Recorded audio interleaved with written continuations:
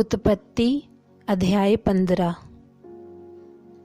Abram के साथ यहोवा के वाचा बांधने का वर्णन। इन बातों के पश्चात यहोवा का ये वचन दर्शन में अब्राम के पास पहुंचा। हे अब्राम, मत डर, तेरी ढाल और तेरा अत्यंत बड़ा प्रतिफल मैं हूँ।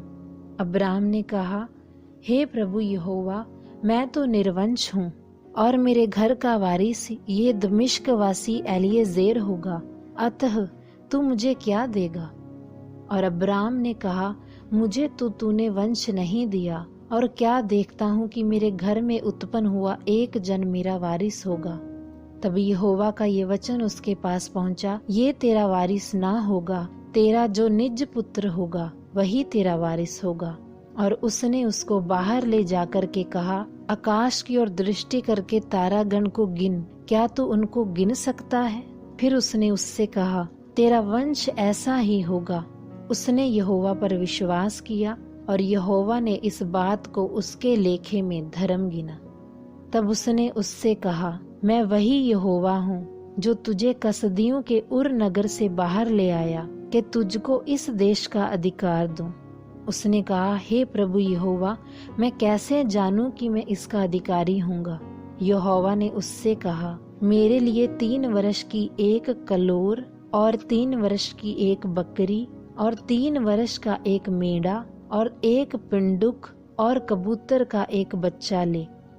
इन सबों को लेकर उसने बीच में से 2 टुकड़े कर दिया और टुकड़ों को आमने सामने रखा, पर चिड़ियों के उसने टुकड़े नहीं किए।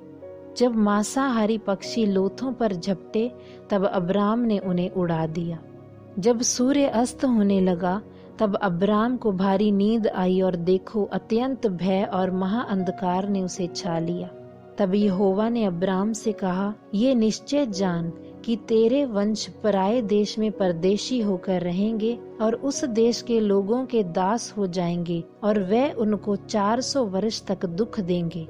फिर जिस देश के वे दास होंगे उसको मैं दंड दूंगा, और उसके पश्चात वे बड़ा धन वहां से लेकर निकल आएंगे। तू तो अपने पितरों में कुशल के साथ मिल जाएगा, तुझे पूरे बुढ़ापे में मिट्टी दी जाएगी, पर वे 4थी पीढ़ी में यहाँ फिर आएंगे, क्योंकि अब तक एमोरियों का अधर्म पूरा नहीं हुआ है। और ऐसा हुआ कि जब सूर्य अस्त हो गया और घोर अंधकार छा गया, तब एक अंगीठी जिसमें से धुआं उठता था और एक जलती हुई मशाल दिखाई दी, जो उन टुकड़ों के बीच में से होकर निकल गई। इसी दिन यहोवा ने अब्राम के साथ वाचा बांधी, मिस्र के महानद से लेकर प्रात नामक बड़े नद तक जितना देश है, अर्थात केनियों, कनिज्जियों, कदमोनियों, हित्तियों, परिज्जियों, रपाइयों, एमोरियों, कनानियों, गिरगशियों और यबूसियों का देश मैंने तेरे वंश को दिया है।